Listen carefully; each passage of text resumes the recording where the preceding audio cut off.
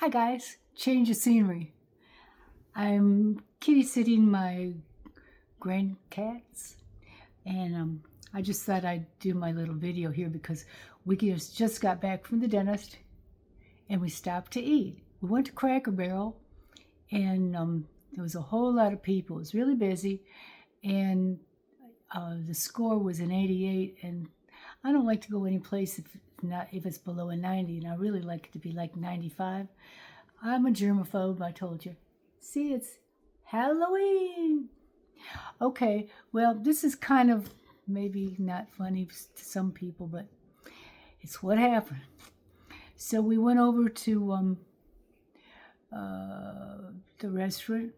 I can't think of the name of it. It's right next to Cracker Barrel. And went in and we were seated right by the kitchen. So we could see what was going on. There was like one booth in between. And I don't like anything there. The Roadhouse, I think that's what it is. Logan's Roadhouse. But I do like potato skins, so I thought, well, I'd just get potato skins. Usually theirs are not that good. They're like frozen, but I was hungry, but I wasn't. You know how that is. So, and my husband ordered a hamburger, which he's had hamburgers the last 2 days. We really wanted to go to Olive Garden, but that would have been a left turn out of where we got our teeth cleaned at my granddaughter's. So we just decided, well, we'll just go to Logan's. A waitress came up, tiny little thing, and you could tell she was new and she was young. And she asked if we wanted a drink, and I said, yes, I'll just have water. And Phil said he wanted water. I said, we can order right now. So I ordered the potato skins, and Phil ordered his hamburger.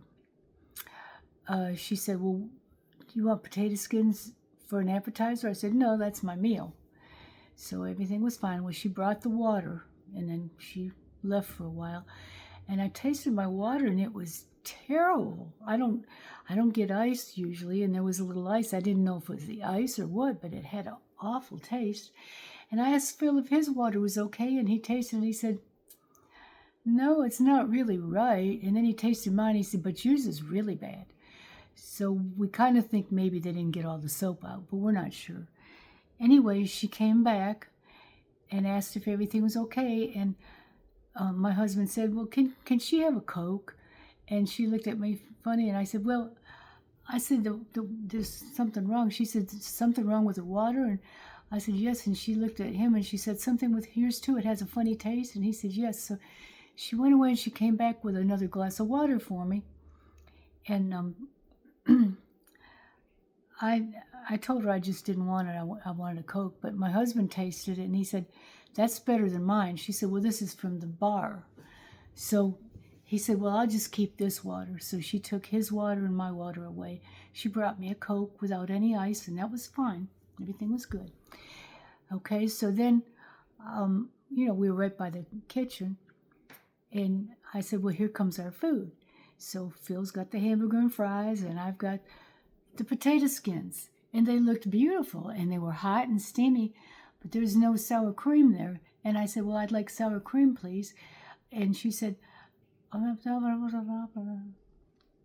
I didn't pay attention. I just thought she's going to get the sour cream.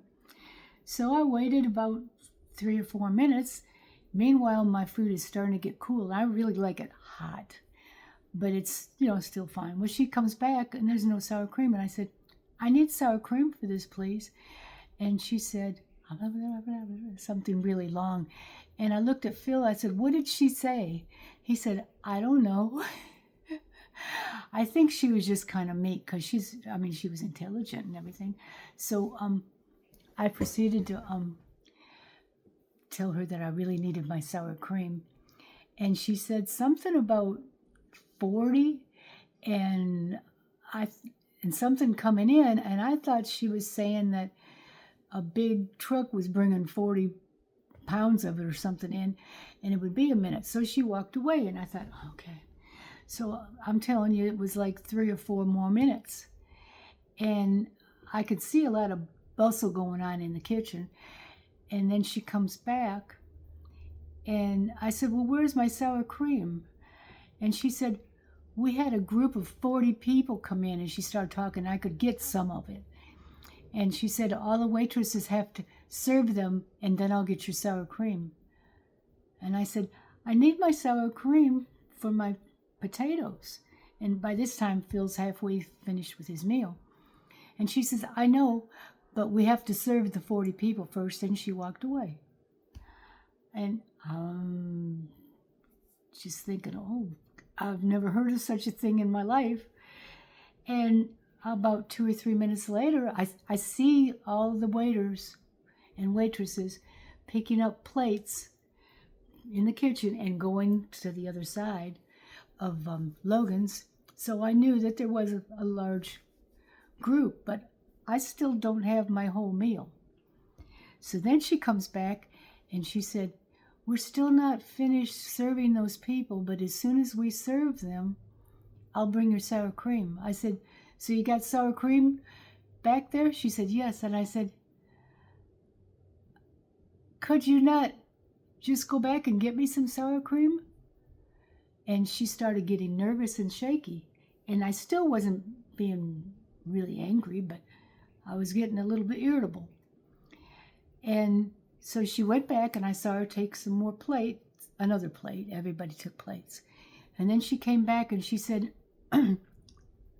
we're still working on the 40. I said, you know, every time you come back here to tell me that, you could be bringing me my sour cream. And she looked at me funny, and I said, do you want me to just go back there and I'll go to the refrigerator and get the sour cream? And she said, no. And she went away. And I know that I was not very nice then, but I mean, by now it's probably been about close to 10 minutes. And luckily, the potatoes were on 2 hot plates, and they were still hot. I had butter, so I thought, well, I'll put a little bit of butter on these and wait. Finally, she comes back with a little thing of sour cream, and that's fine. I said, thank you very much. I know that I lost my temper, but I don't know. This quiet, old, sweet lady that you see, my name is Karen. And somewhere along the line today, that Karen squeezed out and made herself known. Karen is alive and well. The little girl, I do feel sorry for her. When she came back again, I said, this is really good. The potatoes are very good. She wouldn't talk to me. And then when she brought the bill to Phil, I took it from him, and I know she thought that was going to be bad, but I gave her a really good tip, and I wrote, job well done. But I don't think she's going to forget me. But in my life, I've never had anything like that happen.